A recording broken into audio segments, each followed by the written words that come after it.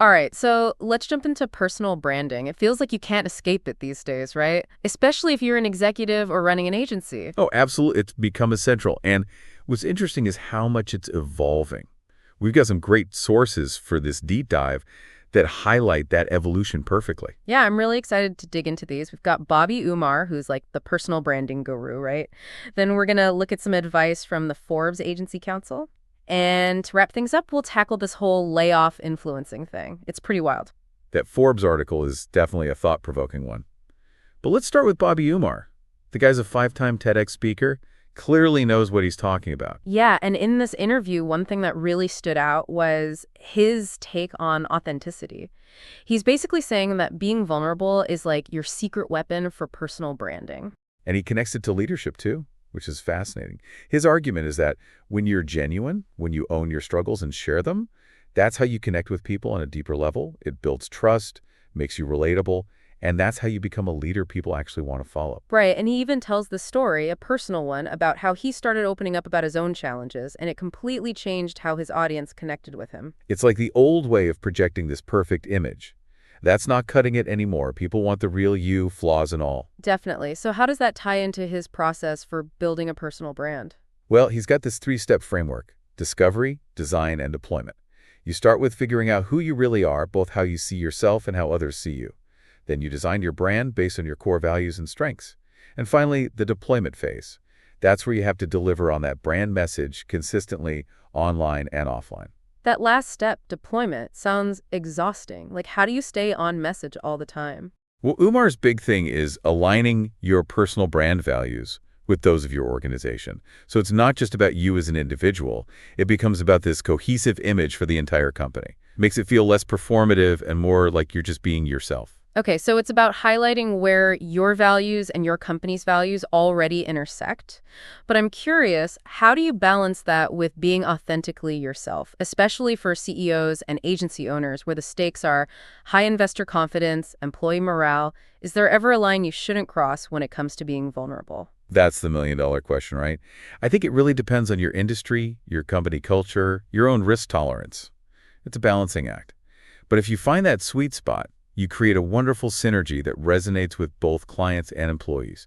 People are drawn to leaders who are real, who are relatable. I think that goes so much further than a carefully curated image. So we've established authenticity is key, but let's switch gears to media exposure.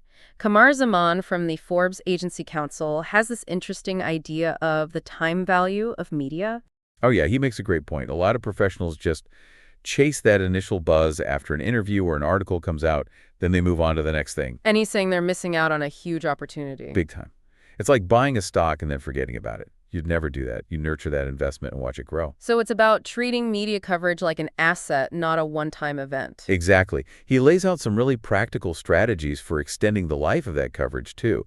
Things like syndicating your content to reach more people, optimizing it for search engines so it pops up when people search online, using social media to keep the conversation going, and even creating a whole content ecosystem around that original piece of media. Okay, break that down to me. What does a content ecosystem actually look like? Sure. Imagine you're the CEO of a tech startup and you get interviewed about a new product launch.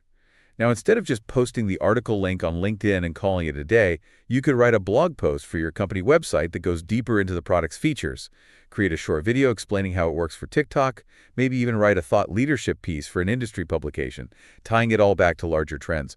All of that content works together and keeps sending people back to that original interview, maximizing its impact over time. That's a really smart approach. So it's all about creating a strategy around that media hit to really milk it for all it's worth. Exactly. Zaman even gives this example of a law firm that was still getting clients a year after one of their attorneys did an interview, just because they were strategic about amplifying that content.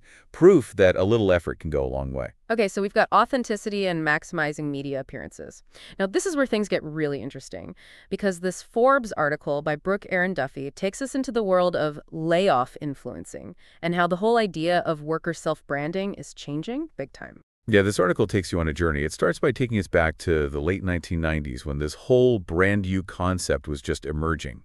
Everyone was talking about being the CEO of Me Inc., crafting your professional persona and promoting yourself like a product. Oh, I definitely remember that. It was like everyone suddenly became obsessed with personal branding as the key to, climbing that corporate ladder. Right. And then social media came along and just blew it all up. Your online presence became your new resume, the place to showcase your skills, your personality, this image of being ever employable. It created this whole new level of pressure, too, because everyone knew potential employers were looking at their profiles. So even in your personal life online, there was this expectation to be polished and professional. It was exhausting. Totally.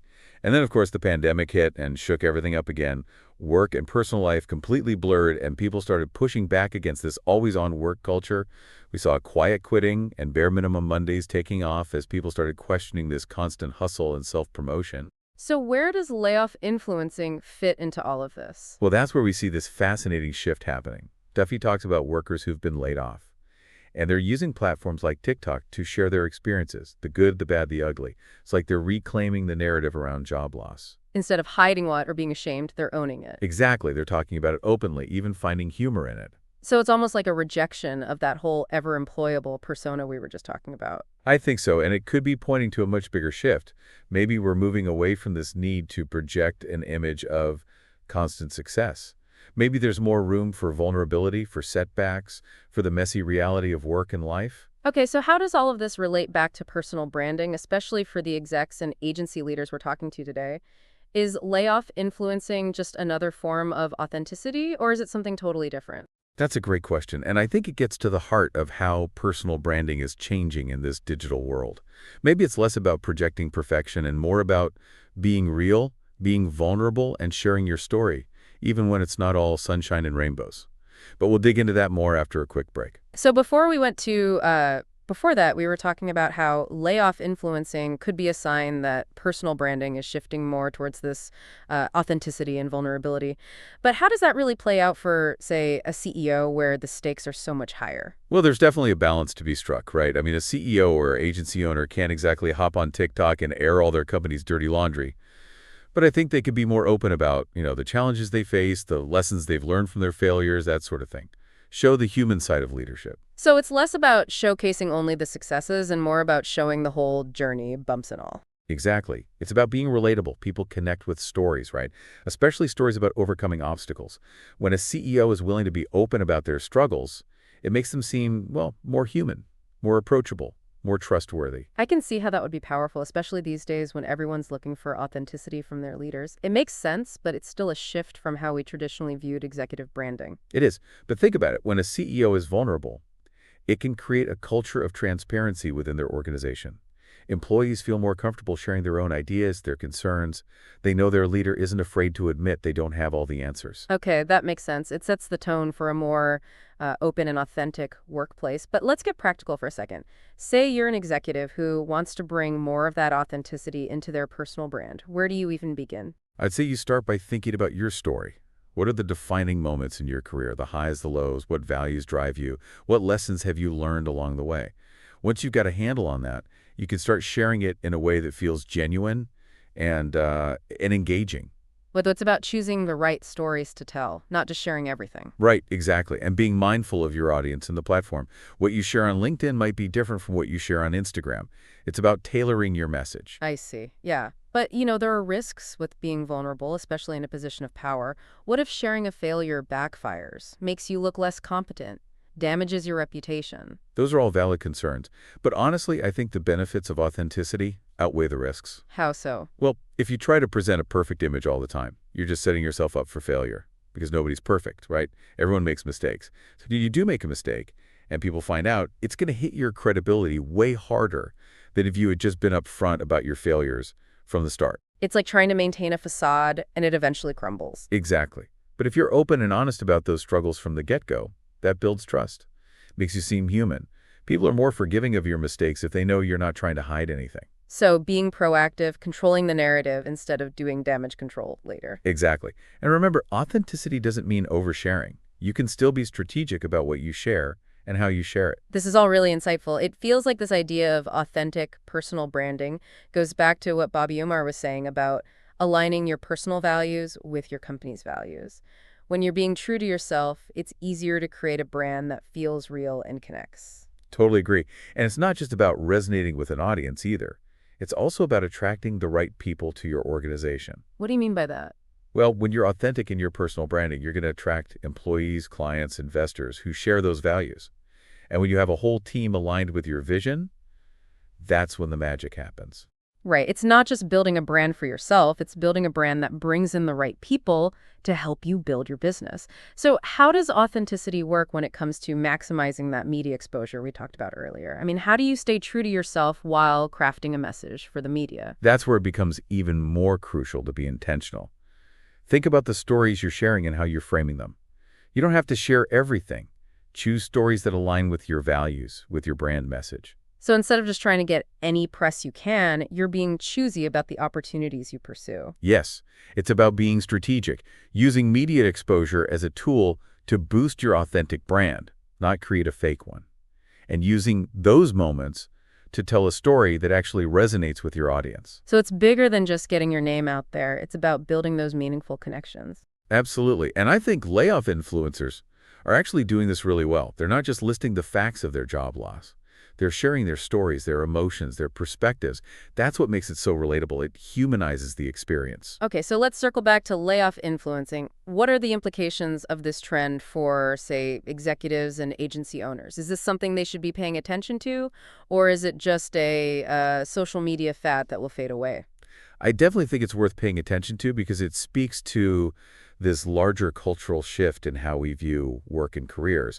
That stigma around job loss is fading, and people are more open to talking about it, the good and the bad. So, what does that mean for how executives approach personal branding? Should they be embracing this trend, or is there a risk of, seeming unprofessional? There's a way to embrace the spirit of it without sacrificing professionalism. It's not about airing grievances or bad-mouthing a former employer. It's about being real, about the challenges of leadership, about the realities of the business world. So instead of pretending everything is perfect, you're acknowledging those setbacks, right? They're a part of the journey. Right.